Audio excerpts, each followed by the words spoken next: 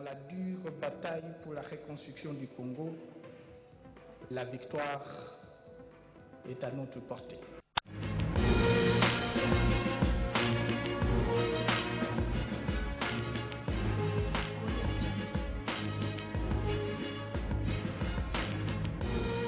Le secrétaire général des Nations Unies et le président du groupe de la Banque mondiale en mission conjointe depuis ce matin à Kinshasa. La Banque mondiale disponibilise 1 milliard de dollars américains pour le financement des projets de développement dans les pays de la région des Grands Lacs. Bientôt, la production d'huile de palme sera relancée au Bas-Congo. Un contrat vient d'être signé entre le gouvernement de la République et la compagnie Congo Oil Development. Soir actualité, Gertrude Ingrid Kisita.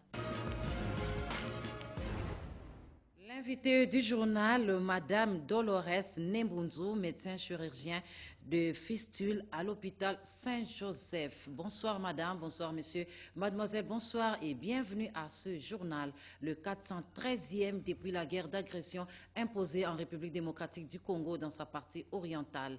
L'actualité est dominée par l'arrivée du secrétaire général des Nations Unies, le Sud-Coréen Ban Ki-moon à Kinshasa. La visite du patron de l'ONU s'inscrit dans le cadre de la mise en application de l'accord cadre pour la paix et le développement de la République démocratique du Congo, accord signé à Addis Abeba au mois de février dernier.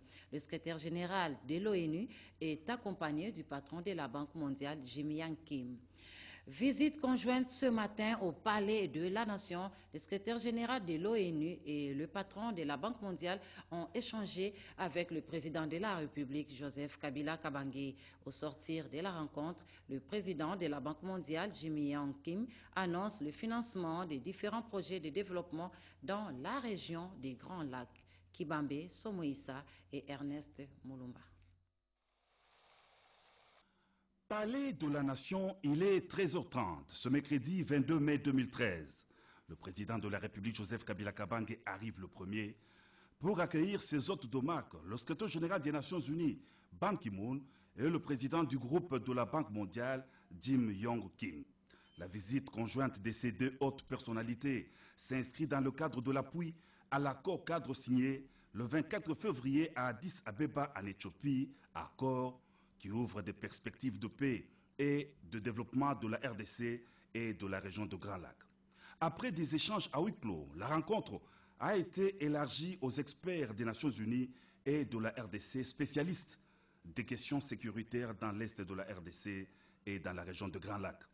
Au terme de la rencontre, le président du groupe de la Banque mondiale annonce un projet de financement d'un montant d'1 milliard de dollars américains destiné à aider les pays de la région à fournir de meilleurs services de santé et de l'éducation, à accroître des échanges transfrontaliers et financer des projets hydroélectriques, le tout afin d'appuyer l'accord cadre pour la paix, la sécurité et la coopération à RDC et dans la région de Grand Lac.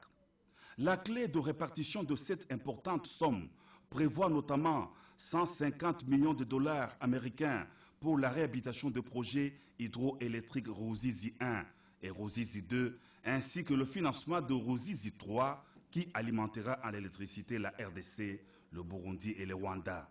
165 millions de dollars seront alloués à la construction des routes en RDC, notamment dans le Nord Kivu, le Sud Kivu et la province orientale, et 180 millions de dollars sont destinés à améliorer les infrastructures et la gestion des ressources frontalières le long de la frontière entre la RDC et le Rwanda. Le secrétaire général des Nations Unies, Ban Ki-moon, s'est félicité de l'engagement du docteur Jim Yang Kim, président de la Banque mondiale. Ces nouveaux investissements permettront de soutenir directement la mise en œuvre de l'accord cadre pour la paix, la sécurité et la coopération signé par le président Joseph Kabila et 10 autres dirigeants africains, a indiqué le secrétaire général de l'ONU. Avant de conclure, un accord de paix doit rapporter des dividendes de paix. Les gens de l'Est de la RDC ont souffert pendant trop longtemps. Ils ont besoin de sécurité, des droits de l'homme, de santé, d'éducation, d'emploi, de débouchés. Fin des citations. Du palais de la Nation au palais du peuple, le secrétaire général des Nations Unies, Ban Ki-moon, a échangé avec le bureau de la Chambre basse du Parlement. Il a été question d'un examen de la contribution de l'Assemblée nationale dans la mise en œuvre de l'accord cadre d'Addis Abeba. Jean-Pierre-Henri Kassanganambengo et Kazo Kazadi. Compte tenu du fait appréciable qu'il a valeur du début d'une approche globale qui nécessite un engagement soutenu de la part des pays de la région pour mettre un terme au cycle de conflits à répétition, la mise en œuvre de l'accord cadre d'Addis Abeba commande, en interne bien sûr, un appel intense à la mobilisation des contributions de chaque institution face au défi de l'instauration d'une paix durable, d'une coexistence pacifique et de la relance du développement économique au profit des nations signataires. Au niveau des chambres législatives, c'est ici qu'apparaît dans toute son importance la diplomatie parlementaire, soit cet outil au rapprochement des peuples dans un esprit d'unité, de fraternité et surtout de solidarité. Dans un contexte marqué par l'adoption de nombreuses lois relatives aux réformes socio-économiques incitatives à la bonne gouvernance, la Banque mondiale ne tombe-t-elle pas bien à propos avec le financement d'un programme multisectoriel qui, de l'espoir général, réduira au rang des souvenirs les violences sexuelles comme tactique de guerre, l'exploitation illégale de ressources naturelles, ainsi que le déplacement massif des populations. De l'Assemblée nationale, les hôtes de la République démocratique du Congo se sont dirigés à la Chambre haute du Parlement. Avec le président du Sénat, Léon Kengo-Adondo, les échanges se sont consacrés sur la paix durable dans la région des Grands Lacs. Bertin Ekofo Issaoso et John Kayumba. Le Sénat souhaite la création d'un fonds spécial de stabilisation et de reconstruction dans la région des Grands Lacs pour faire face aux conséquences de plus d'une décennie de guerre. C'est l'une des particularités du message de Léon Kengo-Adondo au secrétaire général des Nations Unies et au président de la Banque mondiale. 60% des ressources de ces fonds à créer sous l'impulsion de la Banque mondiale devraient être réservées à la RDC, pays le plus sinistré. En présence des membres du bureau et des présidents des groupes politiques, le président du Sénat a été bref et précis dans son message. Il a reconnu les efforts de Ban Ki-moon dans la recherche de la paix, de la sécurité et de la stabilité, non seulement en RDC, mais aussi dans l'ensemble de la région des Grands Lacs. Le secrétaire général s'est impliqué personnellement dans la signature et la mise en œuvre de l'accord cadre d'Addis Abeba. Quant au président de la Banque mondiale, le président du Sénat a dit sa reconnaissance pour l'appui de son institution à la République démocratique du Congo, avec notamment l'effacement de la dette, la stabilisation du cadre macroéconomique et le financement de divers projets de développement. Autre particularité, le Sénat compte toujours sur l'impulsion personnelle du secrétaire général des Nations Unies dans le règlement du volet externe de la crise, avec le démantèlement des groupes armés dans l'est du pays.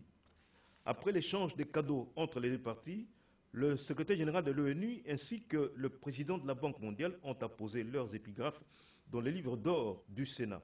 Tous les deux ont promis de continuer à travailler étroitement avec le peuple congolais pour le retour de la paix en RDC. Visite de travail cette fois-ci à la primature, séance de travail conjointe, secrétaire général de l'ONU, président de la Banque mondiale et le Premier ministre Augustin Matata Ponyo. Le maintien d'une paix durable dans les Grands Lacs reste la préoccupation des différentes parties ainsi que le développement du pays. Commentaire Guy Matundou. Ce sont des retrouvailles entre le secrétaire général des Nations Unies, le président de la Banque mondiale et le Premier ministre congolais. Les trois hommes se sont rencontrés en février dernier à Washington et à New York en marge du séjour de travail du Premier ministre congolais aux États-Unis d'Amérique. Après la chaude poignée de main, Ban Ki-moon, Jim Yong Kim et Matata Ponyo ont, au cours d'une réunion restreinte, dégagé une identité de vue sur toutes les questions d'intérêt commun. Par la suite, les trois hommes d'État ont rejoint leur délégation au cours d'une réunion élargie. Dès l'entame, Matata Ponyo a fait une présentation sommaire de l'évolution politique, sociale, sécuritaire et économique du pays et a décrit, graphique à l'appui, le visage récent de l'économie congolaise avant de se pencher sur les relations avec la Banque mondiale. Son président vient d'allouer une enveloppe d'1 milliard de dollars pour l'énergie et les autres secteurs porteurs de croissance. L'institution de Bretton Woods dit être confiante quant à la gestion rationnelle de ces fonds du fait du sérieux de l'animateur de l'exécutif national qui a fait ses preuves dans la gestion de la chose publique. De son côté, Ban Ki-moon a dit toute la détermination de l'institution onusienne à soutenir l'accord cadre conclu dans la capitale éthiopienne, avant d'ajouter que ce moment est favorable pour appuyer la paix et la sécurité en République démocratique du Congo, gage d'une stabilité dans la région du Grand Lac africain. Primature toujours, signature d'un contrat de partenariat pour la relance de la production d'huile de palme dans la province du Bas-Congo. Accord signé entre la compagnie Congo Oil Development et le gouvernement congolais. Gisèle Ngaloula et Christian Ochoudi. À travers ces partenariats mis en place, le gouvernement de la République démocratique du Congo et la compagnie Congo Oil Development se proposent à coopérer pour parvenir à un triple résultat d'excellence. Il s'agit de la redynamisation d'une filière d'huile de palme à Boma dans le Bas-Congo, la relance des activités de la société ainsi que la mise en place des programmes de promotion et de contrôle des qualités sur toute la filière. Le protocole permettra de créer le premier modèle de partenariat stratégique sur les chaînes de valeur et de mettre en place une véritable grappe de convergence entre une unité industrielle qui existe, en l'occurrence la société COD, et qui a vocation à jouer un rôle catalytique dans la relance de la production d'huile de palme dans le Bas-Congo, ainsi qu'un nombre important de producteurs paysans qui, pour l'instant, est estimé à environ 150 000 personnes. Le programme a vocation à remettre dans le circuit économique plus d'1 million de personnes et la firme Congo Oil s'engage notamment à contribuer à mettre en place et à appliquer un plan d'encadrement des producteurs paysans. Cette première initiative du genre s'inscrit dans le cadre du projet de Oil et Corridor de croissance.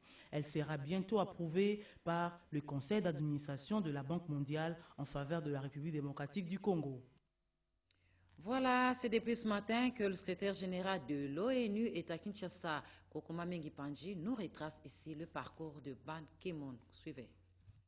Ban Ki-moon, c'est le secrétaire général de l'Organisation des Nations Unies depuis la prise de fonction le 1er janvier 2007. Dans la série, Ban Ki-moon est le 8e secrétaire général depuis la mise en place de cette organisation mondiale qui compte en son sein 193 États membres, dont la République démocratique du Congo. Ban Ki-moon est sud-coréen. Il est né le 13 janvier 1944, licencié en relations internationales de l'Université de Séoul en 1970. Il a aussi une maîtrise en administration publique de l'Université Harvard aux États-Unis. Il a occupé de hautes fonctions dans son pays, même aussi au sein des Nations Unies. C'est une expertise avérée, une personne engagée à la cause de l'humanité. On lui reconnaît la promotion du développement durable, l'autonomisation des femmes, l'aide aux pays en situation de crise ou d'instabilité. Il est aussi l'initiateur de l'impulsion nouvelle au désarmement ou à la maîtrise des armements et à la non-prolifération, en plus de renforcer l'ONU dans sa mission. L'une de ses phrases reste célèbre. « J'ai grandi pendant la guerre », dit Ban Ki-moon, et j'ai vu l'ONU aider mon pays à se redresser, à se relever et à se reconstruire. Cette histoire occupe une place importante dans mon désir de poursuivre ma carrière dans la fonction publique. En tant que secrétaire général de l'ONU, je suis résolu à voir cette organisation produire des résultats concrets et significatifs pour faire avancer la paix, le développement, les droits de l'homme. Ceci explique cela. Par lui et par ses efforts, la République démocratique du Congo, pays en conflit depuis plus de 2 décennies, la République démocratique du Congo peut espérer désormais retrouver la paix durable et définitive.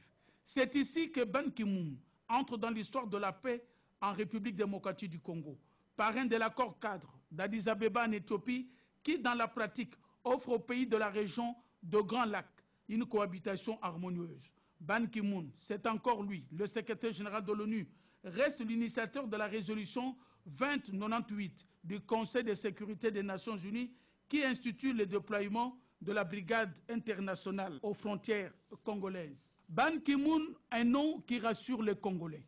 Tout aussi, les nations qui aspirent à la stabilité et à la paix. Un homme de parole. Il est à Kinshasa. Ban Ki-moon va et ira à Goma, le centre de convoitise. Heureusement qu'il est né, lui aussi pendant la guerre dans son pays. Il sait mesurer la souffrance des opprimés, la souffrance des personnes violentées et surtout de veufs et de veuves. Ban Ki-moon sait mesurer la calamité des orphelins. L'actualité de ces jours reste dominée par la visite de travail du secrétaire général de l'ONU et le président de la Banque mondiale en République démocratique du Congo. Quel enjeu, en plus des aspects politiques et sécuritaires, pour le développement de la sous-région? Joël Lungenza. Le tandem Organisation des Nations Unies, Banque mondiale en RDC pour répondre aux attentes. Ban Ki-moon et Jim Yong Kim, respectivement secrétaire général de l'ONU et président de la Banque mondiale, viennent prendre la mesure des dégâts causés par la crise de l'Est et de la RDC et par là attirer l'attention sur le sort d'un pays en situation de conflit d'agression avec le souci d'amélioration des conditions de vie de la population. Le secrétaire général de l'ONU, lui, est arrivé par l'aéroport international de Ndjili. Une visite consécutive à la signature le 24 février dernier de l'accord cadre pour la paix, la sécurité et la coopération pour la RDC et la région des Grands Lacs. Il arrive au moment où la brigade d'intervention de la MONUSCO, avec un mandat offensif, prend forme. Ban Ki-moon ira jusqu'à Goma pour voir l'état d'avancement des préparatifs de l'installation de cette brigade. Le deuxième invité de haute facture, le président de la Banque mondiale, lui entre au pays par le beach Ngobila. Comme l'ONU, la Banque mondiale veut travailler par des moyens nouveaux et plus poussés pour faire en sorte que la mise en œuvre des aspects politiques et sécuritaires de l'accord cadre aille de pair avec le développement économique, élément essentiel à une paix et une stabilité durable. Une bagatelle somme de plus d'1 milliard de dollars américains pour financer des projets d'intégration régionale est envisagée. Les parties signataires de l'accord cadre d'Addis Abeba tiennent au respect des engagements pris. Qu'est-ce qui reste à faire à ce jour? La réponse dans ce reportage signé Françoise Bouélard. 24 février 2013, l'accord de paix imposable à tous est signé à Addis Abeba. 3 mois après, qu'est-ce qui a été réalisé par les partis engagés? Côté République démocratique du Congo, des grands pas sont franchis. Mise en place du mécanisme national de suivi de l'accord cadre et les animateurs sont nommés. François Mwamba prend la tête. Sur l'axe décentralisation, la conférence des gouverneurs à Kananga sur la cohésion nationale a consacré la responsabilité des provinces avec autonomie d'initiative et une gestion concertée avec le gouvernement central sur des secteurs exclusifs. L'arrivée du secrétaire général de l'ONU à Kinshasa répond à l'engagement pris par la communauté internationale de veiller à la mise en œuvre de l'accord cadre signé par 11 chefs d'État et 4 témoins. La réqualification de la MONUSCO pour la mise en place d'une brigade d'intervention avec mandat offensif pour l'Est, quartier général, Goma. Autre engagement respecté par les Nations Unies, la nomination de Mary Robinson au poste d'envoyé spécial pour la paix dans la région des Grands Lacs. La mise en œuvre des différents projets intégrateurs est à mettre sur le quota des engagements des États de la sous-région. La Banque mondiale, représentée au plus haut niveau par son président, Jim Yong Kim, va financer la construction de la centrale hydroélectrique de Ruzizi, un projet avec influence sur le plan régional Rwanda, RDC, Burundi, lié par la CPGL. À cela se greffe un autre projet lié à la gestion des eaux du bassin du lac Kivu et la Ruzizi. C'est depuis ce matin que l'ordonnance présidentielle nommant les animateurs du mécanisme national de suivi et de la mise en application de l'accord cadre d'Addis Abeba a été rendue publique. Il s'agit de François Mwamba, coordonnateur, Léon Ngoulou, coordonnateur adjoint. La lecture nous est faite par André Ngwesh-Katots. La République, vous vous souvenez, avait signé en date du 13 mai 2013 l'ordonnance numéro 13/020 portant création, organisation et fonctionnement du mécanisme national de suivi et de supervision de la mise en œuvre des engagements souscrits par la RDC au terme de l'accord cadre pour la paix, la sécurité et le développement pour la RDC et la région, accord cadre signé le 24 février à Addis Abeba. Ce 21 mai 2013, le chef de l'État a signé une ordonnance portant nomination des principaux animateurs de cette structure nationale et les personnalités appelées à exercer les fonctions de coordonnateurs et coordonnateurs adjoints du mécanisme national de suivi ont une connaissance affirmée et approfondie des conflits récurrents à l'est du pays et y ont toujours apporté leur contribution dynamique à la recherche des solutions. Le mécanisme national de suivi étant une structure nationale, il va de soi qu'il implique tout le monde, sans exclusive, et la désignation de ses principaux animateurs tient donc compte des critères de compétence. Voici donc la teneur de l'ordonnance signée par le Président de la République. Ordonnance numéro 13/022 du 21 mai 2013, portant nomination du coordonnateur et des coordonnateurs adjoints du mécanisme national de suivi et de supervision de la mise en œuvre des engagements souscrits au terme de l'accord cadre pour la paix, la sécurité et la coopération pour la République démocratique du Congo et la région du 24 février 2013, en abrégé Mécanisme national de suivi.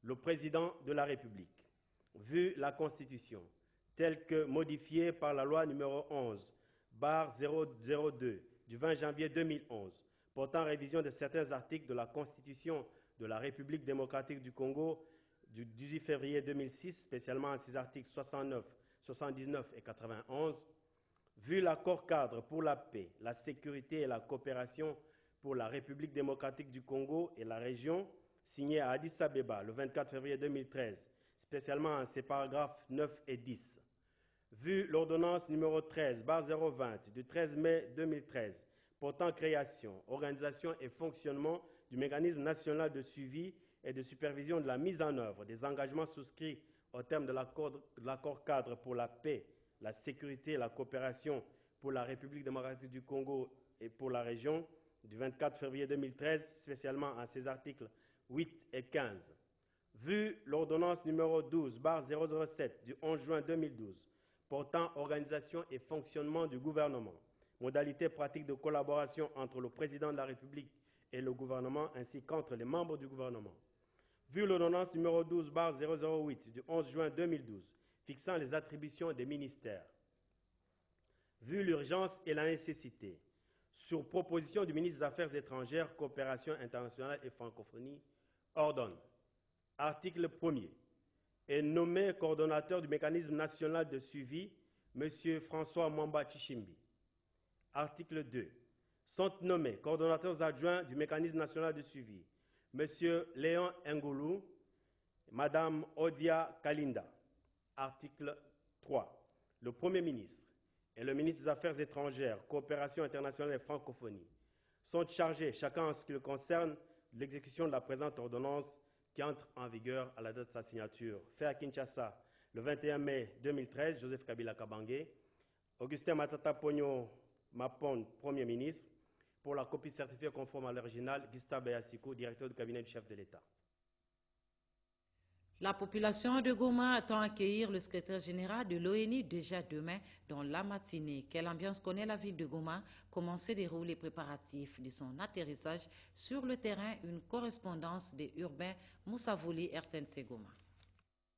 Les forces armées de la République démocratique du Congo tiennent bien leur position à Kibati, localité située à 12 km au nord de Goma. Affirmation faite par le lieutenant-colonel Olivier Mouli, porte-parole de la 8e région militaire. La ligne de front semble ainsi s'éloigner de la ville de Goma, qui depuis 48 heures était secouée par une psychose exacerbée par des obus qui sont le mardi soir et mercredi matin dans certains quartiers périphériques de la ville. Ces obus lancés par les 123 ont tué un enfant de 2 ans au quartier Ndocho et un garçon de 18 ans au village Bougamba, selon nos sources. 5 personnes ont été blessées et 4 maisons touchées par ces enjeux de la mort. Paradoxalement, à cette situation, la circulation est normale dans la ville. Le commerce est en fonctionnement à l'exception de quelques institutions financières ou de microfinance. Les mouvements d'atterrissage et de décollage sont observés. C'est dans ce contexte que le secrétaire général de l'ONU est attendu ce jeudi 23 mai au chef-lieu de la province du Nord Kivu. Ban Ki-moon aura notamment à conférer avec le gouverneur Julien Paluku Kahongya. Ensuite, il tiendra un peu de presse avec les journalistes d'État nationaux et internationaux. Urbain Moussavouli, Goma, RTNC. De son côté, le vice-premier ministre et ministre du Budget a lancé les travaux sur la vulgarisation du concept post-budgétaire de l'emploi public. C'était à l'intention de l'administration publique. Françoise Bouela-Bouaki et Pompon Oumba. C'est un atelier aux accents d'un lavage de cerveau, une sensibilisation censée redonner à l'agent et aux fonctionnaires de l'État sa dignité. Il est question, à entendre le vice-premier ministre, ministre du Budget, de formaliser tout recrutement au sein de l'administration publique, c'est-à-dire s'assurer au préalable qu'il y a un budget pour rémunérer la nouvelle unité à recruter.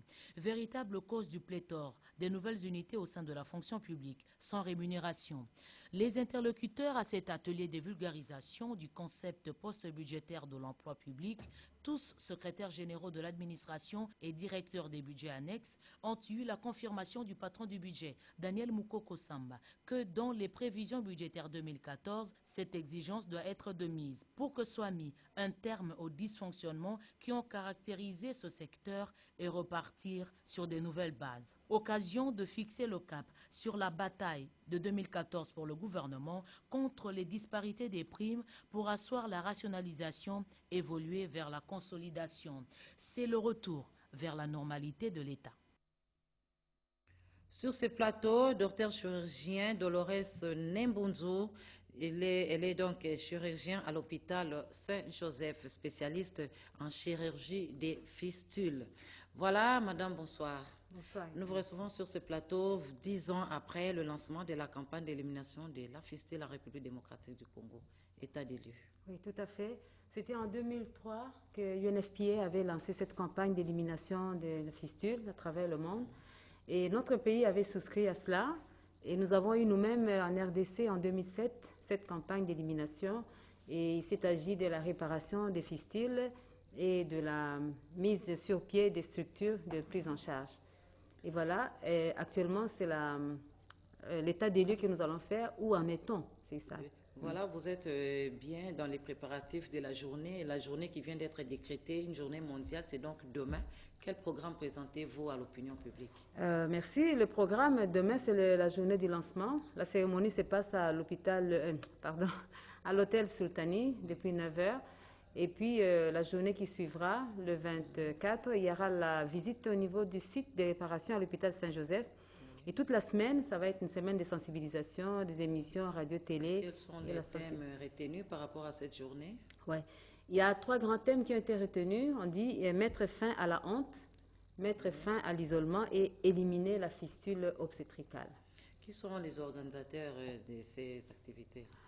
C'est le ministère de la Santé, le propriétaire de la santé qui prend en charge. Et puis ses principaux partenaires, UNFPA, et Prosani et Fistula Care, dont je fais partie. Oui, docteur Dolores Nembunzu, pourriez-vous nous faire un rappel? C'est quoi au fait la fistule? Une infirmité, une infection? On ne comprend vraiment pas c'est quoi la fistule. Oui, en résumé, la fistule c'est une infirmité, une communication anormale entre la vessie et les voies génitales de la femme qui se traduit par la perte permanente d'urine. Donc la femme perd les urines de façon incontrôlée, elle ne peut pas maîtriser. Et c'est survenu à la suite d'un accouchement. Un accouchement qui s'est mal passé, qui a été mal conduit. Et la femme qui attendait un événement heureux est maintenant source de déni, source de honte, source de rejet et un poids socioculturel pour elle-même, la communauté et la famille. Qu'est-ce que ces femmes attendent de cette journée déjà qui sera concrétisée demain?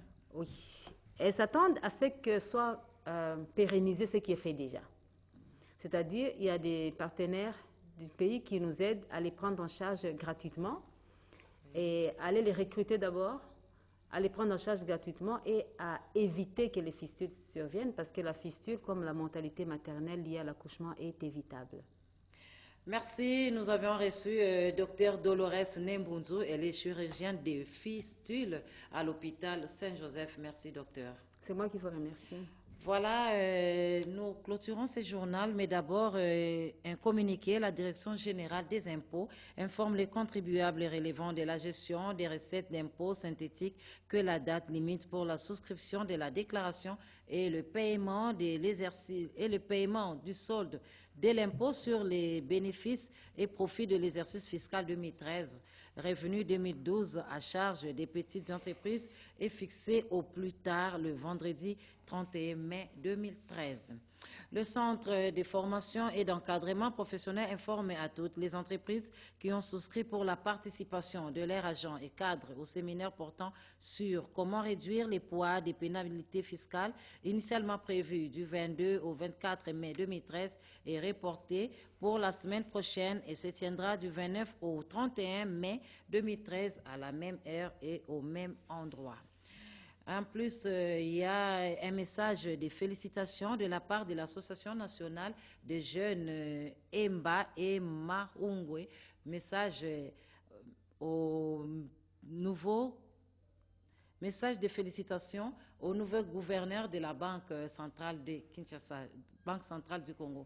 Merci. Ainsi, nous avons terminé ce journal. Nous le clôturons. Ce journal a été réalisé par William Edisachi, coordonné par Nicole Sesep et sous la supervision éditoriale de Guillaume Koukouma Mingipanji. Roulion Piana, Nounou Umba, Judith Mvouma ont concouru à sa rédaction.